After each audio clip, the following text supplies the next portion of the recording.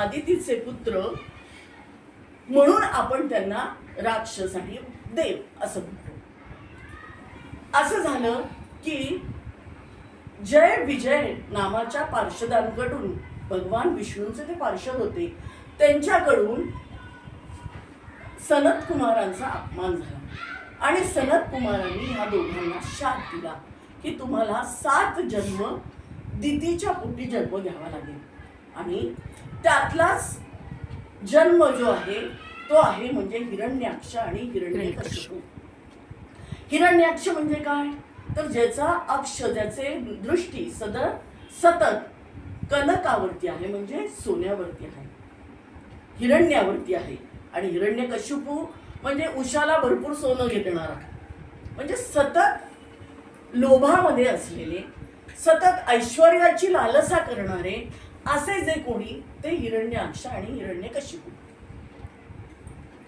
असे हे हिरण्याक्ष आणि हिरण्यकशिपू ज्यावेळेस जन्माला आले त्यावेळेस पृथ्वी हादरली होती आणि त्यांनी त्रास द्यायला सुरुवात केली होती. म्हणून वामन अवतार घेऊन भगवंतांनी हिरण्याक्षला संपवलं. पण हिरण्यकश्यपू होता, आता त्याला राग आला. त्यांनी सूड घ्यायचं ठरवलं की भगवंताच्या हातनं, अशा या पशुच्या हातनं माझ्या भावाचा वध झाला आहे, आता मी त्याचा मी आता सूड घेणार असं ठरवलं. आणि त्यांनी अनन्वित कृत्य करायला सुरुवात केली, सगळ्यांना त्रास द्यायला सुरुवात केली. पण तो त्रास देणं त्याचं समाधान होईना, त्याला असं वाटायला अजून आपण त्रास द्यायला पाहिजे.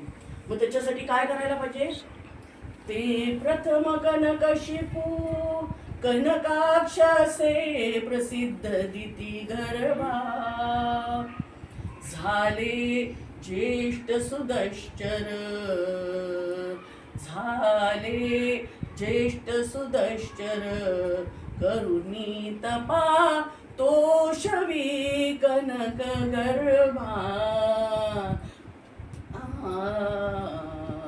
काय केलं, तप करायचं ठरवलं. कसं करायचं, अगदी घोर तपश्चर्या करायची आणि आपल्या परमपित्याला म्हणजे ब्रह्मदेवांना प्रसन्न करून घ्यायचं आणि पाहिजे तसा वर मागून घ्यायचा. ठरलं तर मग आता या हिरण्यकश्यपूची पत्नी कयाधू अतिशय सात्विक, कयाधू जिची काया धुतल्या तांदळासारखी आहे, अशी अगदी सात्विक अशी त्याची पत्नी.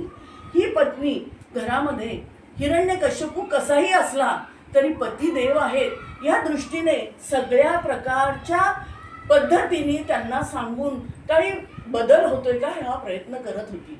परंतु त्यांच्यामध्ये काहीही बदल होत नव्हता. आता तर अजून काही करण्यासाठी म्हणून मी तपश्चर्येला चाललो आहे असं सांगून हिरण्यकशिपू घराच्या बाहेर पडले.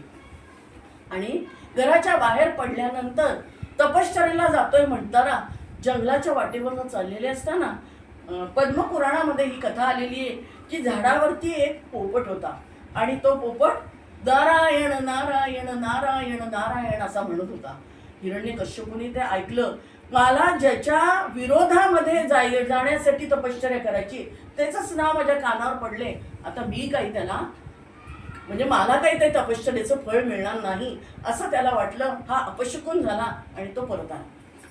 परत घरी आला. कयाधूला आश्चर्य वाटलं, बदललेले दिसत आहेत, काहीतरी बदल दिसतोय, तपश्चर्या करायचं थांबवलेलं दिसतंय. कारण जसे राक्षस असतात ना त्यांची तपश्चर्या अतिशय अघोरी असते. म्हणून तिला समाधान झालं आणि तिने विचारलं, असं कसं काय परत आलात तुम्ही. तर काय सांगू, अपशकुन झाला. काय झाला अपशकुन, तर त्या झाडावरती एक पोपट होता आणि तो त्याचं नाव घेत होता. नाव घ्यायचं नव्हतं, अजिबात नाव घ्यायचं नव्हतं नारायणाचं, त्याचं नाव घेत होता. अरे हो, त्याचं नाव म्हणजे कोणाचं नाव. तिला कळलं होतं की यांनी नक्कीच नारायणाचं नाव ऐकलं म्हणूनच ते परत आले आणि म्हणून त्याचं नाव घेत होता. म्हणल्यानंतर तिने खोदून विचारायला सुरुवात केली.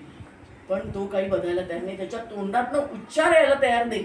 असं सांगतात की कयाधूने त्यांना सांगितलं, आता तुम्हाला माझ्या गृहामध्ये प्रवेश नाही, माझ्या खोलीमध्ये तुम्ही यायचं नाही, दालनात यायचं नाही, जोपर्यंत तुम्ही मला सांगणार नाही काय घडलं तुम्ही तपश्चर्यात जाताना, मी तुम्हाला प्रवेश देणार नाही.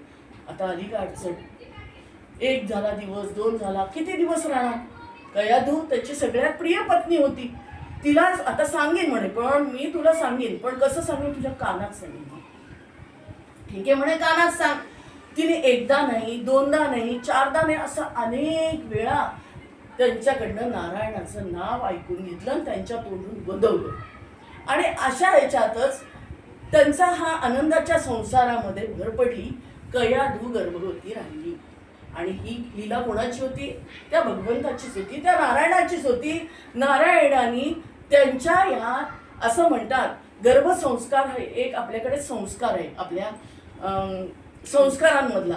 आणि हा गर्भसंस्कार असा झाला की नारायण ह्या नाव ऐकून हिला गर्भ राहिला आणि तो नारायणाचा भक्तच जन्माला येणार ही तिची नक्की खात्री पटली. ठीक आहे, आता तिचा आनंद, तिचं तेज हे हळूहळू वाढायला लागलं. परंतु याची तळमळ चाललीच आहे, मला तपश्चर्या करायची. तपश्चर्याला निघाला, परत निघाला आणि तो निघून गेला. इकडे हिच्या पोटामध्ये गर्भ वाढायला लागला आणि तो तपश्चर्याला गेला. पण त्याच्या जे कोणी सहकारी होते त्या सहकार्याला सांगून ठेवलं होतं की जेवढं काही त्रास देता येईल ह्या साधूंना, ऋषींना, मुनींना, मानवांना तेवढं देत राहा. हे सगळं बघून इंद्राचं असं हललं. इंद्राला वाटायला लागलं हा आता तपश्चर्या करून येणार, काय वर मागतो काय नाही. आणि त्याच्यात त्याची बायको जी आहे ती गर्भवती आहे आणि त्याला सहाय्य करणारा त्याला जर पुत्र झाला तर मग तर फारच अवघड आपली परिस्थिती होईल. अशी गत झाल्यानंतर मात्र आता काय ठरलं की ह्या इंद्रानी असं केलं की त्या कयाधूला पळवायचं ठरवलं. हे सगळं पद्मपुराणात आहे बरं का. आणि कयाधूला पळवण्यासाठी तो गेला. पण आपले नारद मुनी नारायण नारायण नारायण करत वाटेत आडवे आले आणि त्यांना म्हणतायत की कुठे चाललात? या कयाधूला घेऊन कुठे चाललात? हिच्या पोटातला जो गर्भ आहे ना तो भागवत भक्त जन्माला येणार आहे, याचं भान आहे का तुम्हाला? इंद्राला समजावून सांगितलं आणि म्हणे एक काम करतो, हिरण्यकश्यपू तर तपश्चर्याला गेला, मी या कयाधूला माझ्या आश्रमात नेतो. आणि त्यांनी तिच्या आश्रमात, नारदांच्या आश्रमात कयाधूला नेलं. त्या गर्भावरती आणखीन नारायणाचे संस्कार झाले आणि अशा तऱ्हेने कयाधूचे पोटी सुत सुमती झाला गुणनिधी. तयाला देखोनी जनक सुखमानी निरवधी. म्हणे त्याची चिन्हे सकळ दिसती सुंदर बरी. असो हा दीर्घायू असुळ पुरीचा दीपक जरी. पंढरीनाथ महाराज की जय. असुर कुळीचा दीपक जरी असला तर त्याची चिन्ह अतिशय चांगली होती. कयाधूनी त्याला अतिशय छान पद्धतीने सांभाळायला सुरुवात केली. आणि या तपश्चर्येच्या काळामध्ये काय घडलं, इतकी घोर तपश्चर्या, ऐका, पायावर उभं राहून हात वर करून हा हिरण्यकश्यप तपश्चर्या करतोय. आपले ब्रह्मदेव झाले प्रसन्न. अशी पाहुनी दारुण तपश्चर्या, अशी पाहुनी दारुण तपश्चर्या. प्रकट झाले विधिवरत असुरवर्या. प्रकट झाले विधिवरत असुरवर्या. मनी मानी तो प्रबळ इष्टवीर्या. मनी मानी तो प्रबळ इष्टवीर्या. म्हणे मागे तू अचल इष्टधैर्या. म्हणे मागे तू अचल इष्टधैर्या. ब्रह्मदेवानी त्याला सांगितलं मी तुझ्यावर प्रसन्न झालोय, मान, तुला काय वर मागायचंय तो मान. हिरण्यकश्यपू आनंदी झाल्या, साष्टांग दंडवत घातलं आणि म्हणला मला वर पाहिजे, पण काय सांगू का? अमर करा प्रभुनाथा आमज.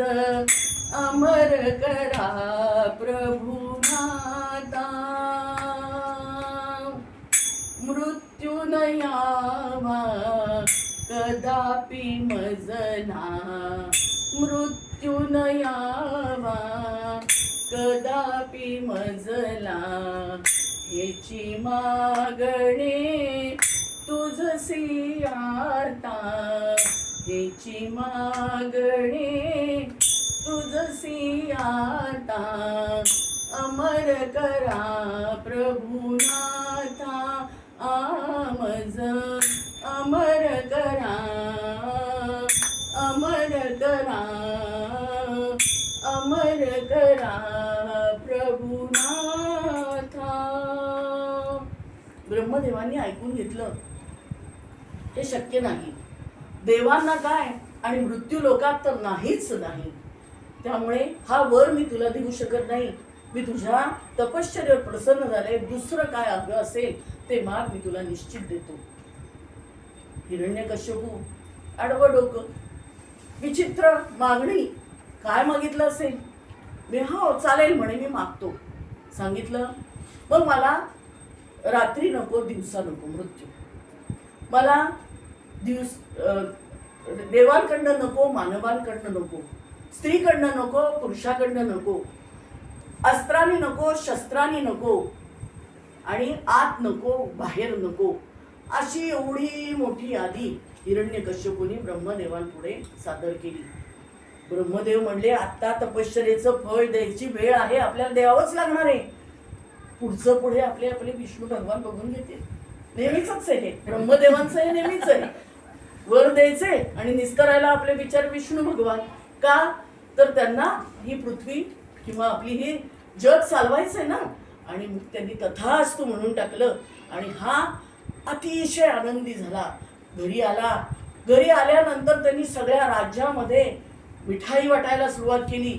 घरातला आनंद बघितला. आपल्याला पुत्र झालेला आहे आणि तो आता आपल्याला या विष्णू विरोधी कार्यामध्ये सहभागी करून घ्यायचा आहे म्हणून सगळीकडे मांडव घातले, सगळीकडे वाजंत्री वाजायला लागली, सगळीकडे जेवणं चालली, सगळीकडे सुरापान चाललंय, सगळे धुंदीमध्ये मस्त हिंडतायत इकडून तिकडे. आणि अशा ह्याच्यामध्ये आता जितका जास्त खर्च या सगळ्याला यायला लागला, कारण जेवायला येणारे भरपूर होते, जेवायला खायला आणि प्यायला. आता असुर असते, त्यांना तेच पाहिजे होतं. मग त्याच्यासाठी खर्च कसा निघणार? मग करा आणखीन चळा, या मानवांना चळा, या ऋषीमुनींना चळा, हे सगळं. मग मात्र हे सगळे त्राही भगवान झाले. आता काय करावं? ह्या हिरण्यकशिपूचा इतका त्रास सहन करतोय, त्याच्यातच त्यांनी काय केलं, या प्रल्हादाला शाळेमध्ये घातलं. 5 वर्षाचा झाला, प्रल्हादाला शाळेत घातलं. प्रल्हाद शाळेत जात. 5 वर्षे प्रल्हाद वया झाली, 5 वर्षे प्रल्हाद वया झाली, पिता शाळे माझारी तया झाली, पिता शाळे माझारी तया झाली. गुरु ही शिकविती कौतुक युक्त काळी, गुरु ही शिकविती कौतुक युक्त काळी. प्रथम ओना मात्याशी तपश्चारी, प्रथम ओना मात्याशी तपश्चारी. काय शिकवायला लागले गुरु? सगळी असुर नीती. शाळा कोणाची? हिरण्यकशिपूची. चालवणारे कोण? शुक्राचार्यांचे 2 पुत्र षंडमर्क. या 2 पुत्रांच्या हातात दिली. सिलेबस कोणी केला? हिरण्यकशिपूने. शिकवायची काय? असुर नीती. आणि सगळा अनुदान कोणाचं? हिरण्यकशिपूचं. मग कोणाचं ऐकायचं? सगळे बिचारे शिक्षक हात जोडून उभे. संस्था चालक कोण आहे? अनुदान कोण देतंय? पगार कोण देतंय? त्यामुळे त्यांना त्यांचं ऐकावं लागत होतं. चालू झाली असुर नीती. असुर नीती ऐकत होता प्रल्हाद, पण त्याचं काही लक्ष लागत नव्हतं. तो आपला आज ते सगळं झाल्यानंतर, तो पाठ झाल्यानंतर एकटा झाडाखाली जाऊन बसायचा. श्रीमद नारायण नारायण नारायण, श्रीमद नारायण नारायण नारायण, याच्यातच त्याचं लक्ष होतं. असं करता करता एक दिवस काय घडलं? हिरण्यकशिपूला वाटलं की ही असुर नीती कशी काय चालली हे बघावं. एवढं तर सगळं चाललंय. मग म्हणून त्यांनी त्या षंडामर्कांना बोलवलं, प्रल्हादाला बोलवलं आणि म्हणे तुला कसं काय वाटतंय शाळेत? काय शिकतोयस तू? इथे आता गाणे मी घेतलं. तर त्या षंडामर्कांनी सांगितलं, प्रल्हादांनी सांगितलं की मला शाळेमध्ये असं असं शिकवतात पण माझं लक्ष लागत नाही. आणि त्यामुळे मला भगवंताच्या नामामध्ये रमायला आवडतं. मला तपोवनात जावं आणि नाम घ्यावं असंच वाटतं. अरे हे काय, हे असं तुला शाळेत शिकवत आहेत? शंडामर्कांना बोलवून घेतलं. काय चाललंय म्हणे हे शाळेमध्ये, त्याला हे शिकवताय तुम्ही, नारायणाचं नाव घ्यायला शिकवताय? ते म्हणले नाही, आम्ही असं काहीच करत नाही. मग मात्र आता आम्ही बघतो त्याच्याकडे, आम्ही त्याच्याकडे लक्ष ठेवतो असं म्हणायला लागले. आणि ते त्याला शाळेत घेऊन चांगलाच त्याला रागवले, जबर असं त्याला भीती दाखवली. परंतु ज्याचं मन नारायणाकडे ओढत असतं त्याला कुणाचीच भीती नसती. आणि तसंच झालं. हा आपल्या आपल्या पाठांमध्ये लक्ष देत होता, परंतु जेव्हा तो एकांतात जायचा त्यावेळेस तो नारायणाचं नाव घ्यायचा. आणि एक दिवस काय झालं, सगळे शिक्षक त्यांच्या त्यांच्या कामात होते. काही आता एक छोटासा प्रसंग सांगते. शाळा ही जवळची आहे ना माझ्या, मग शाळेमध्ये काय काय घडतं. आता आमच्या ज्या शाळा होत्या त्या मराठी मीडियमची शाळा होती. त्या शाळेमध्ये काय घडतं की लहान मुलं जेव्हा असतात ना 4थी पर्यंतची, घरी गेल्याबरोबर आई वडील विचारतात, तुला काय शिकवलं रे शाळेत? मुलं खरं सांगतात.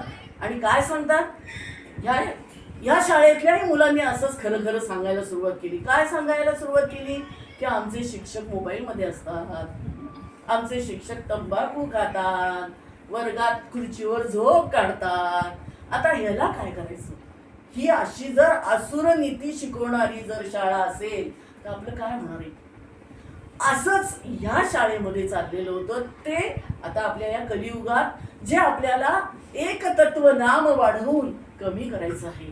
आणि म्हणून माऊलींनी सांगितलेला जो आहे, असं म्हणतात, नामे पाप जळे महाभय बळे, शत्रू गदा नाढळे, आला मृत्यू टळे भवाब्दी वितळे, तो मोक्ष पायी रुळे, नामाचा महिमा श्रुती सनकळे, वागेश्वरी पांगुळे, ती नामे विमले वदा तुम्ही बळे, घ्या मुक्तीचे सोहळे. पंढरीनाथ महाराज की जय. म्हणून माऊली आपल्याला सतत सांगतायत, एवढं सगळं या नामाने जर होत असेल तर आपल्या घरात, आपल्या शाळेत जाणाऱ्या मुलांना हे महात्म्य नक्की नक्की आणि नक्की सांगा.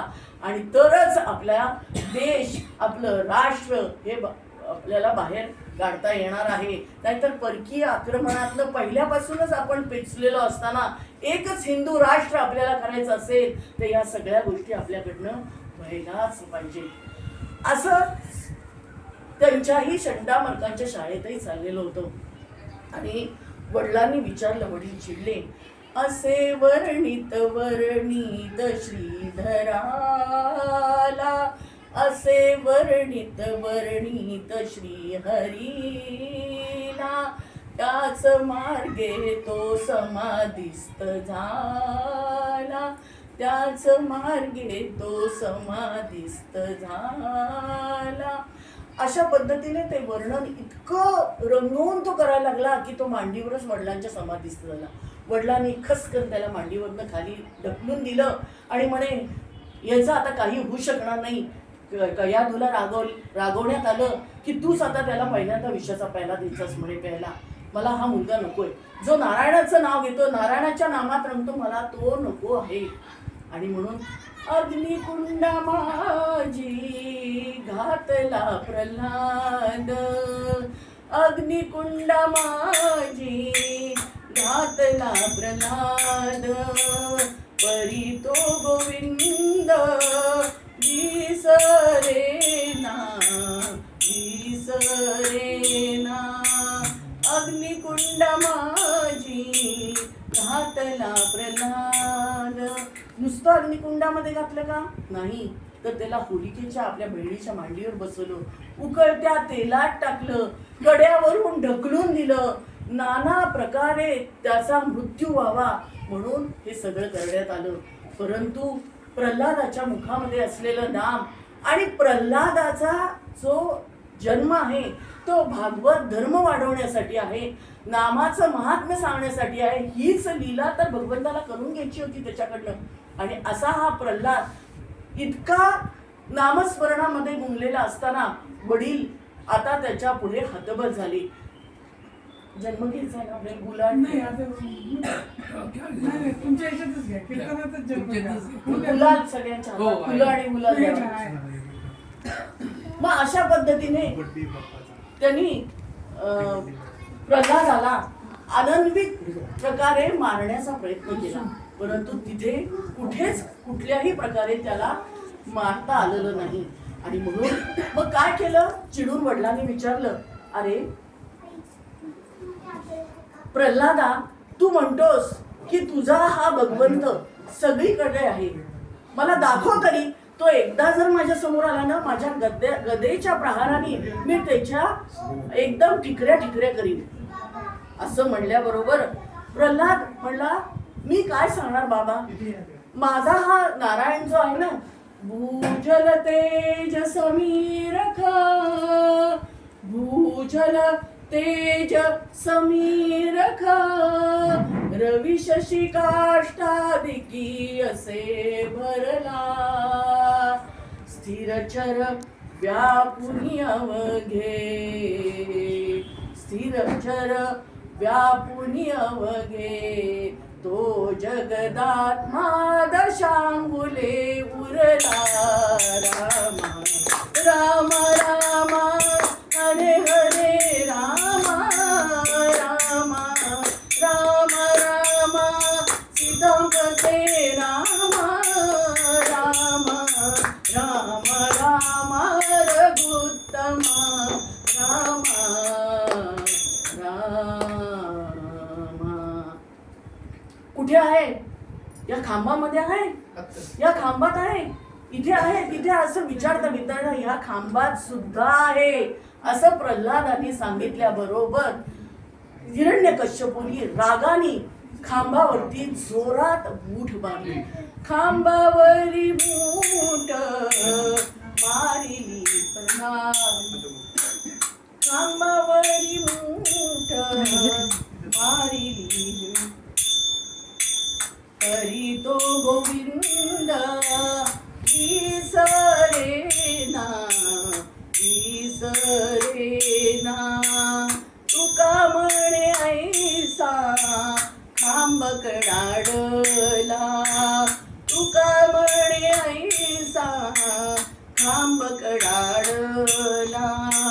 ब्रह्मादच कला सत्यलोकी सत्यलोकी, खांबावरी मूठ मारिली प्रल्हादे, खांबावरी मूठ खांबावरी मूठ मारिली प्रल्हादे. प्रल्हादाने सांगितलं, मारा, मूठ मारा. आणि खांब कडाड कडकड कडकड कडकड कडकड आवाज करत दुभंगला. आणि त्याच्यातून नरसिंह भगवान उग्र रूपामध्ये प्रकट झाले. नरसिंह भगवानांना 4 हात होते, शरीर मानवाचं होतं आणि त्यांचं मुख जे होतं ते सिंहाचं होतं. सिंह गर्जना करत करत करत करत नरसिंह भगवान त्यांचं ते उग्र रूप बघून ब्रह्मा दचकला, देव दचकले, सगळेजण भूतलावरती आले, बघायला लागले हे काय चाललंय, हे नाट्य कोणतं आहे, हे भगवंतांनी काय चालवलं आहे. आणि बघताय तर सगळेजण स्तंभित होऊन उभे, सगळे त्या अवताराला बघून घाबरलेले आहेत. आता या अवताराचं काय प्रयोजन आहे हे कुणालाच कळेना. असा हा अवतार बघितला त्यावेळेस संध्याकाळची वेळ होती. संध्याकाळची वेळ होती. सगळ्यांनी नरसिंह भगवंताचं नाव घ्यायला सुरुवात केली, पण नरसिंह भगवंताचं कुठेही लक्ष नव्हतं. त्यांनी फक्त बघितलं की आपल्याला हिरण्यकश्यपू कुठे दिसतोय, त्याला उचलला, त्याला हातामध्ये घेतला आणि त्याच्या सगळ्या मागण्या पूर्ण करण्यासाठी म्हणून संध्याकाळच्या वेळेस उंबरठ्यावर घेऊन ते त्याला बसले. मोठ्या मोठ्यांदा गर्जना करत करत करत त्याला आडवा पाडला. काही करता येईना, कुणालाच काही करता येईना. भगवान सगळे देव सगळे दानव त्या दृश्याकडे अचंबित होऊन बघत होते. भक्त प्रल्हाद मात्र फक्त नामस्मरणामध्ये दंग होता. आणि भगवंतानी हिरण्यकश्यपूला आपल्या मांडीवर आडवं केलं आणि आपल्या तीक्ष्ण अशा नखांनी त्याचं पोट फाडलं, टरा टरा टरा टरा आवाज करून त्याची आतडी बाहेर काढली, आपल्या गळ्यामध्ये बांधली, आणि तरीही त्याचा दाह शांत होत नव्हता. त्या नखांना सगळं रक्त लागलेलं होतं आणि सगळेजण तो अवतार बघून काय करावं काय परंतु परंतु काय करावं. लक्ष्मी मातेला विनंती करण्यात आली, माते त्यांना शांत करण्यासाठी आपण पुढे जावं. पण लक्ष्मी माताही म्हणली, माझं धैर्य होत नाही. मग भक्त प्रल्हादाला त्यांच्या समोर नेण्यात आलं आणि नरसिंह भगवान यांच्या जवळ भक्त प्रल्हाद नामस्मरण करत उभे राहिलेत. बघितल्याबरोबर हळूहळू हळूहळू हा आवेश अवतार, नरसिंह भगवंतांचा अवतार शांत झाला आणि आपण त्या उत्सवामध्ये आज सामील झालोय. नरसिंह भगवान की जय. सगळ्यांनी गुलाल व्हायचा आहे नरसिंह भगवंताला. नरसिंह